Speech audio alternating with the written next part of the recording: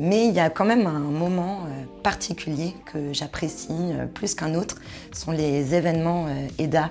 C'est le fait voilà, qu'on puisse se rencontrer toutes et tous. Bonjour à toutes et à tous, je suis Laura, responsable pédagogique de la formation décoration d'intérieur à l'EDA. Après le bac, je suis partie en Belgique et j'ai intégré l'école des Beaux-Arts de Saint-Luc à Liège en option architecture d'intérieur pendant 2 ans. Ensuite, je suis partie à Barcelone pour faire ma 3e année de licence.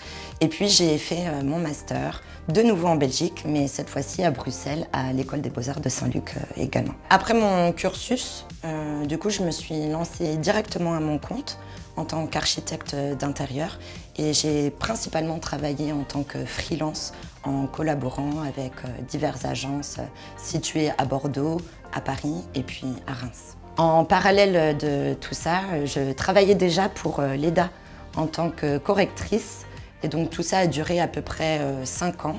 Et puis depuis 2020 maintenant, je fais partie de l'équipe pédagogique.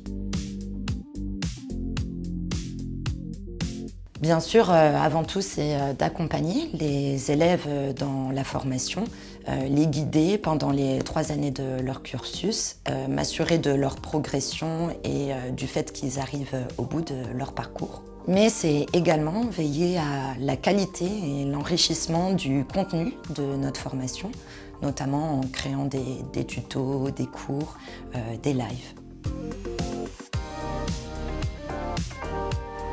Ce qui me fascine surtout, c'est l'impact profond que l'architecture et l'aménagement peuvent avoir sur nos comportements, notre bien-être et nos interactions sociales. L'architecture d'intérieur est vraiment loin de se limiter à une simple dimension esthétique. C'est un véritable levier d'émotion et d'expérience. En effet, un espace bien pensé va favoriser les interactions sociales, va encourager sinon l'introspection et influencer notre ressenti au quotidien.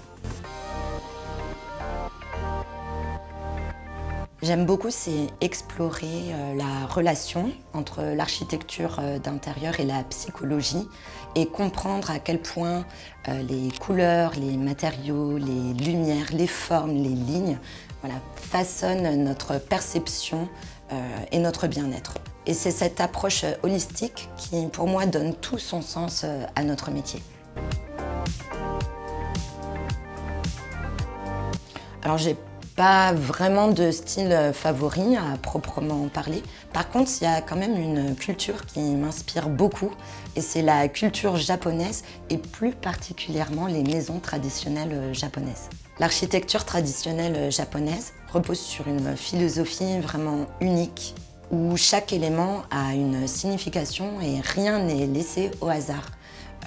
Tout élément est empreint de symbolisme. La culture japonaise traditionnelle intègre des notions fondamentales comme l'impermanence, l'espace et le temps. Et toutes ces notions sont vraiment indissociables et façonnent une architecture où l'habitat devient une véritable expérience de vie. En soi, les maisons traditionnelles japonaises sont de véritables expériences. Leur vision se traduit architecturalement par une flexibilité totale des espaces. Dans notre culture occidentale, les pièces ont chacune une fonction qui s'inscrit dans l'espace. Par exemple, il y a une pièce pour le salon, la salle à manger. Alors que dans les maisons traditionnelles japonaises, c'est le contraire qui s'opère. Les fonctions s'inscrivent dans le temps et non pas dans l'espace. Une même pièce accueille différents moments de la journée et la maison s'adapte au travers d'un mobilier léger, facilement déplaçable, mais aussi grâce aux parois amovibles. Et c'est en étudiant les maisons traditionnelles japonaises que j'ai vraiment compris l'importance et le sens de notre métier. En bref, c'est vraiment un sujet ultra passionnant et j'invite vraiment tous nos élèves à s'ouvrir à cette culture pour comprendre véritablement l'importance du métier de décorateur et d'architecte d'intérieur. J'aime vraiment tout dans mon poste, mais il y a quand même un moment particulier que j'apprécie plus qu'un autre, ce sont les événements EDA. C'est le fait voilà, qu'on puisse se rencontrer toutes et tous, les élèves, les professeurs, enfin, l'équipe pédagogique et souvent aussi avec notre équipe correctrice. Et c'est toujours des moments très enrichissants et j'aime vraiment beaucoup ça. Alors ça serait de prendre du plaisir, parce que quand on prend du plaisir, voilà, lorsqu'on fait quelque chose, on décomplexifie nos lacunes, nos difficultés, et on va aborder et appréhender les cours et les travaux avec beaucoup plus de sérénité. Et à mon sens, c'est vraiment la clé numéro 1 pour réussir le parcours à l'EDA.